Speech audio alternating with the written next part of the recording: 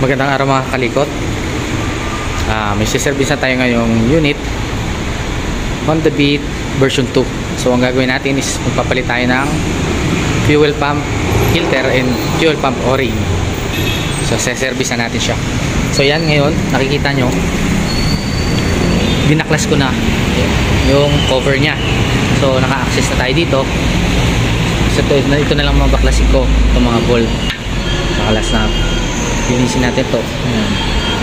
Siya nga pala itong unit ni sir, nung dinala niya full tank, so nagbawas pa tayo ng ano nito, ng gas. Ayan o, full tank siya kasi. So dapat pag magpapaservice ng ganito, sana yung ano ng gas nyo is mga 3 bars to 2 bars para hindi siya aapaw ano. Kasi pa tendency ito pag naka full tank, bigla mo lang nabuksan, so tatagas yung gasolina, so mag-cause ng tagas ano. So gagawin natin ngayon, babaklasin ko muna to fuel pump.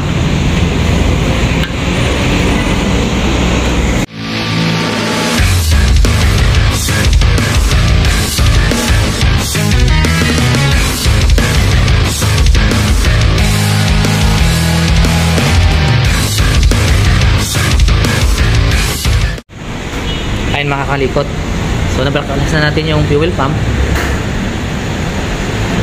So dito na tayo, punta tayo dito. So ito yung fuel pump assembly. So makikita nyo, fuel pump assembly, kinalas ko na rin yung fuel pump filter, pati ang o-ring. So pakita ko sa inyo saan ang fuel pump filter.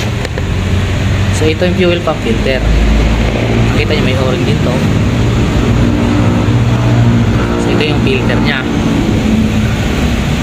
So ang ano ni sir, nasa 3 years na yung motor nya, ngayon pa lang siya nagpalit. So kung makikita nyo,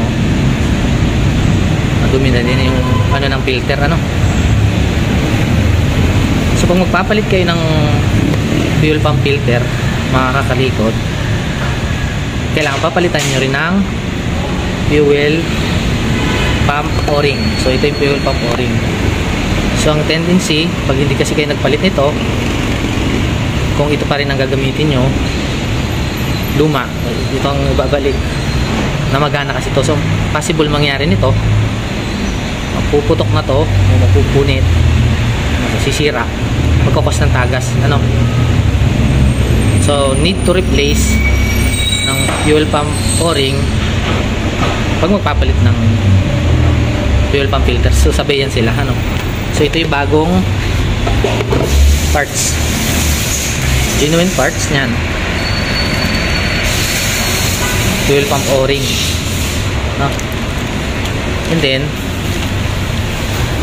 fuel pump filter. So yun, makita nyo makasama na rin siya. Ayan, may o-ring din siya oh.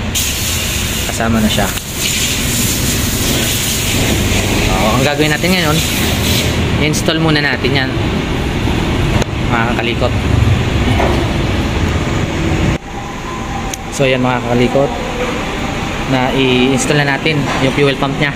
So ito na yung fuel pump assembly. Nakibit na natin yung Hoscom fuel feed, and din yung connector nya.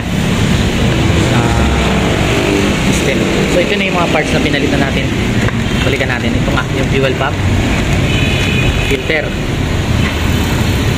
siya. Then yung fuel pump o-ring, palitan na natin. So ito mga kalikot, konting kaalaman lang ano.